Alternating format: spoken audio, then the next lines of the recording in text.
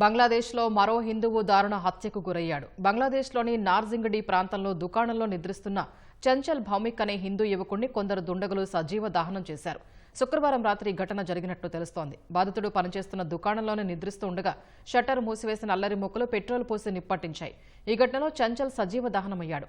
చంచల్ మరణించాడని నిర్ధారించుకున్న తర్వాతే దుండగులు అక్కడి నుంచి పారిపోయినట్లు ప్రత్యక్ష సాక్షులు పేర్కొన్నారు.